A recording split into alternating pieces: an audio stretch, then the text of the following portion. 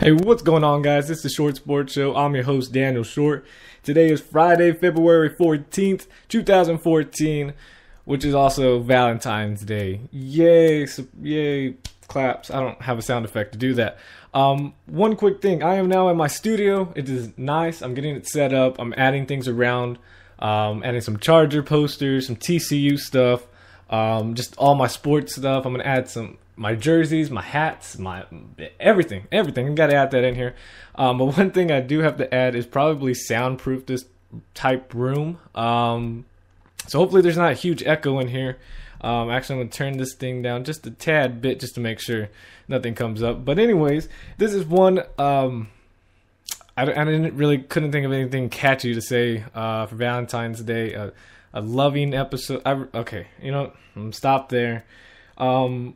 There's been news going around, not a whole lot actually. It's been very slow ever since football has now ended. There's really haven't been any news. It's kind of sad. It's kind of sad because, I'm just going to have to add small things in there and try to make it like a big deal. But anyways, one thing, yes, it's Valentine's Day. Great day. But it's also opening day for college baseball, and I'm excited. I'm going to go to the Texas State baseball game here in just a little while, actually 3 hours at 3:30. Texas State plays Michigan, not TCU, plays Michigan in baseball, and it should be an interesting game. I'm going to go see that a little bit later. And TCU also plays tonight at 6 o'clock, but I will be busy. So do I still count as a true fan? Hopefully I'll still be able to see it somehow. Because I don't know, TCU baseball. We're finally here. We're in the Big 12. I feel positive about this year with the team, and I might miss the opening game, which is going to be pretty sad. But anyways, we'll talk about college football right now. Rutgers to pay $11.5 million to the AAC, the American Athletic Conference. Rutgers is heading into the Big Ten Conference, which to me is questionable why the Big Ten would add them. On July 1st, as well as Louisville is also leaving on July 1st, but they are going to the ACC conference. But Rutgers, reduced the pay that they had to pay. It was going to be $15 million, but now it's $11.5, so somewhat downgrade. But anyways, Rutgers going to the Big Ten. To me, I guess geographically it makes sense because Big Ten is all northern schools and Rutgers is all the way in New Jersey, which I just don't see. Big Ten, when I think of Big Ten Conference, I think of, the elite, well, not elite schools, but, the history of, Michigan. You got obviously Ohio State, Penn State. Michigan State's now doing, really good. I think of just main schools like that. And then you bring in a Rutgers team, and it's just like you really couldn't pull anybody else into that conference. I could think you show me, the other conferences and teams that could join in there. There's some other schools that could fit into the Big Ten that makes more sense than Rutgers. But anyways, Rutgers is heading on over there. Louisville going to ACC. But just imagine if, a few years ago when the Big 12 was realigning and there was all this college shakeup, imagine if Louisville with Teddy Bridgewater had joined the Big 12 instead of West Virginia, or possibly, sadly, maybe instead of TCU, which right now probably looks better, giving TCU's record and West Virginia's record. Louisville probably would have been the better choice, but, just imagine what Louisville could have done in the Big 12 if they had gone in. Speaking of the Big 12, the Texas Longhorns, I'm telling you, the board of trustees, the people that are around this, I don't know what titles they're given, but maybe they should clear house in that, and maybe it's just not just football, because check this out. Texas Longhorns will pay former head coach Mack Brown $2.75 million that they would have had to pay if they had fired him. But since they didn't fire him and it was a quote-unquote mutual decision, which we all know they were firing him, because obviously he didn't want to leave, but, everybody wanted him out. Anyways, they say, we're still going to pay you that much money. And not only are we going to pay you $2.75 million, we're also going to give you a 1-year job that pays $500,000 and your title will be Special Assistant to President for Athletics. What? Why? Makes no sense. And I think they're just trying to, maybe they feel like there's a little bit of bad blood between their relationship, and knowing that he's one of the best coaches for them that they've ever had, they're saying, you know what, we'll go ahead and pay you, and we'll even let you have a job here for another year. That way fans can be okay with their something. I don't know what their mindset is going in right now with this, but that's Texas. That's the Texas Longhorns for you. So they will pay Mack Brown $2.75 million and a 1-year job to become the special assistant to president for athletics. Awesome. Another thing that will become a discussion video that I will post on my YouTube channel, you can type in on YouTube The Short Sports Show, and you can watch it on there, is Jadeveon Clowney came out and said he would have stayed in college if he were to have gotten paid for playing, being in football. And he would have stayed in college another year. And also, he made earlier he made a statement early this week or last week, said, I would have gone to USC if they had paid me. Right now, Jadeveon Clowney, you're really not doing anything to help your draft stock. And I know people are saying, oh, he's still got that skill. But if we think about it, most people, when did they hear about Jadeveon Clowney? It was in the Outback Bowl when he laid that big hit on that Michigan running back. And that's what his name got out there. Now, he did have all those stats. He won those awards because he did play good that year. But majority of people, more than half of the people that know Jadeveon Clowney, that know about him, was because of that one play. Now, I'm not saying he's just a one-play type guy and that, he's not that good. He's a good player. He's going to be I'm not going to say a solid NFL player. I really think if he's a top 10 pick, I think he goes as a bust as a top 10. Not saying I think he's a good first rounder, but as a top 10 pick, I don't think he really was that well, because you saw how he played and this season, how he was slow starting off, and he really couldn't take much of the double teams, and when he was paired up against other guys, he just didn't have that same hustle, that same desire that we saw the year previously before he got any attention. And, I don't know, brings questions to my mind on how he's going to play. And maybe he's just in it just to get the money. Once he's got the money, then, he's going to have that attitude of, I'm in the NFL, I've made it now. I'm going to be, getting solid playing time and, just going to roll with it. Basically like an Albert Haynesworth type player where he got that huge contract, the $100 million. Not saying Clowney will get that because he won't, but I'm saying, gets the money and just expects everything handed to him and just goes by that. That's why if I'm an NFL team, I stay away from Clowney. That's just my opinion. But anyways, it brings up the question again, should college athletes, just any college athlete, not just football, baseball, basketball, everything, should they get paid for playing sports? Because it brings up their argument of saying, well, they're selling our jerseys once these players get, a lot of media around them. Like Johnny Manziel, Texas A&M is selling jerseys with the number 2 on it. It doesn't have Manziel on the back, but it says number 2, Texas A&M. Who else are they saying that jersey is? They're not saying it's just some special teams backup that also wears number 2. It's because of Manziel. If he were to wear number 16 or something, there would be no number 2 jerseys on sale. It would be number 16. And same thing with South Carolina. You see this with all college athletics. You see them for different jerseys because that one player wears it, and that's the main star that's got that university going right now. People want to buy that jersey, which makes sense. And so they're saying, well, we should get something out of that because that's our jersey that represents not only the school, but that represents us because that's our number. That's what we use. Things like that. So that will be a discussion video later this weekend that I will post up on YouTube that you can check out on there. NFL-wise, the Saints are in a bit of a salary cap issue, and they're trying to get something resolved here. Saints cut defensive end Will Smith, linebacker Jonathan Vilma, safety Roman Harper, and cornerback Jabari Greer. the Saints would have been $13 to $15 million over the salary cap if they were to keep those players. And right now, not only are they just trying to get under the salary cap and try to make something just positive, they're also needing to cut more players, or restructure some things, but most likely more cuts to players, just to be able to re-sign or even place a franchise tag on tight end Jimmy Graham, which the franchise tag situation is that he gets less money if he goes as a tight end and more money as a wide receiver. So they're trying to say, okay, where do we put him as? Because I think his stats meet the requirements of a wide receiver, something like that. It's a very complicated thing going on.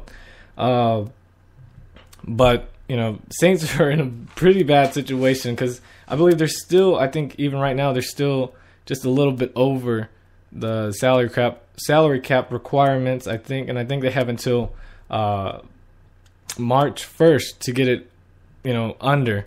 If not, I think things happen with the NFL.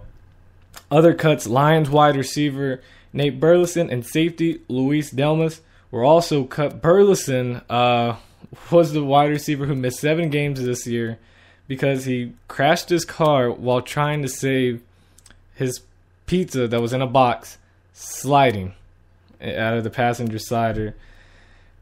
Anyways, the Lions saved $10 million for cutting both players, which is pretty solid for them. And the NFL draft class right now with wide receivers is so loaded. You can get a guy that's a first-round talent in the 3rd to probably in 4th round because of so many wide receivers that are just out there right now. And a lot of them won't go first round just because, not because they're not that good or they don't deserve it. It's because of other position requirements for these teams that they're not really looking at a wide receiver right now for basically all majority of the teams, other than guys like Sammy Watkins that will go in the top 10 for sure. And also Ed Reed, what's happening, dude? What is going on with your life? He reported that $50,000 was stolen from his car Wednesday while visiting a bank in Houston. He told police that he withdrew $50,000, then drove to another bank to make another transaction. He left the money in a bag. Well, there's mixed reports that he either left the money in a bag or he left it in an envelope. Anyways, he put it in the passenger seat. So people were already following his car, whether they knew it was Ed Reed already or they just, it was just people that were going to rob someone. So they were just, watching cars. They saw it came out with the envelope, followed them, saw that it was the same envelope or bag, whatever, was in the passenger side of his car and stole it. Broke in the window, gone. $50,000 just like that. And why he wasn't rolling with anybody else, I don't understand, especially with that much money. I know you don't normally think, oh, I'm going to the bank, I'm going to get robbed today. But, I would think you'd go with somebody. You don't have to tell them how much money you're taking out or what it's for, but just go with someone that have a little bit of extra protection or something with them. But $50,000 gone like that. Major League Baseball news, since there's nothing with pro football or college football, which saddens me very, very much as the seasons are over. The Combine starting up pretty soon, I believe. It's actually next week. Next weekend is the NFL Combine in Indianapolis. So that's going to be exciting to start talking about that. And then getting ready for, the draft isn't till April, so we still got a while. Anyways, Major League Baseball news, which is the main news right now.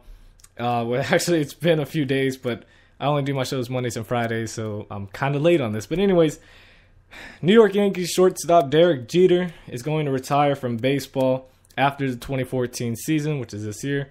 Only played 17 games last year with dealing with injuries, and this is it. This is it for Derek Jeter, and who's going to be the face of the Major League Baseball after this? Who knows? I'm going to say Clayton Kershaw just because, he's the best pitcher, Cy Young winner, also plays for my Los Angeles Dodgers. I'm just saying, he could take over. But anyways, Derek Jeter, lots of things that he's been able to accomplish. And more records that'll break after this year. Right now he has 3,316 career hits, which is ninth all time, and he's only 3 hits behind the 8th place. So obviously he'll get that this year. If not, might even get it in the first game. He could go 3 for 4. Just saying. Also needs 115 more hits to surpass Honus Wagner. I hope I said that right. Never heard of that guy. For most hits by a shortstop, and obviously he will accomplish that as well. With hopefully with no injuries this year, should be able to get that. And he has more hits, games played, runs, and total bases in postseason history. Is what he's been able to accomplish in his long career, and will be eligible for Hall of Fame in Cooperstown in 2020. Very few have ever made it on first ballot. And I believe the last person was Cal Ripken Jr. in 2007. It had like 98.24%, something like that. And that could be another record that he's going to break, because there's no way Derek Jeter is not first ballot. Everybody's got to vote him in. I can see why he won't get 100%, just because there's probably going to be some person that's just going to be like, everybody should just wait another year, which would be stupid to think, but if there is one baseball player ever that should get 100% Hall of Fame vote in his first year ballot, it's got to be Derek Jeter. Never had a problem off the field, and just was a good guy overall on and off the field. And what he's accomplished and what he's done, just it's Hall of Fame material, and first ballot Hall of Fame material actually. So that sucks that Derek Jeter is already going to be gone. The great thing is that his last series against the team that'll play is the rival Boston Red Sox. That is amazing. I'm glad they got that scheduled like that. I don't know if that schedule was already posted, that they just were going to make that. But that being the last series for Derek Jeter is the way to go out. And hopefully, even though I like the Red Sox more than I like the Yankees, I really don't like the Yankees at all. I'm one of those people that either love them or you hate them. I'm the one that hates them, but I like Derek Jeter. He was the only player, I believe, on the Yankees that I really liked since watching baseball. I hope he goes, the 3 for 4, possibly 4 for 4, but I really doubt it. But if he does, that would be one game to go out, whether it's the last game and Yankees don't make the playoffs, which I'm hoping for, or, just the last game against the Red Sox. So that'll be good to watch. The Cleveland Indians re-signed outfielder Michael Brantley to a 4-year, $25 million extension. He batted .284 with 10 home runs and 73 RBIs last season. Mariners also signed Randy Wolf and Zach Miner to minor league deals, each coming off Tommy John surgery and missed the previous season. I believe Zach Miner actually missed 2 seasons already. And wow, that is it for the show. Actually, there is one news that I didn't write down I was going to talk about was Johnny Manziel. What he said, came out and said, I want to make sure I get this all completely right, and I don't have it on my iPod anymore. Came out and said that if the Houston Texans do not draft him and let him fall to the Jacksonville Jaguars, it will be the biggest mistake they've ever made. Now, I don't know if he's saying that because he's like, look, I really don't want to go to Jacksonville. Have you seen their team? Have you seen the owner? I really don't want to play for this team. Please just draft me. And I'm trying to add a little bit of spark here to just say, hey, I'm your guy. I hope that's what he's, I'm sure that's what he's hoping that is the outcome. But if the Houston Texans don't draft Johnny Manziel and the Jaguars do, wow, that would be something for Jacksonville. Which, if a team needed a quarterback, it's obviously Jacksonville. And if there's another team that just needed some type of spark, jersey sales to ticket sales, it's the Jacksonville Jaguars.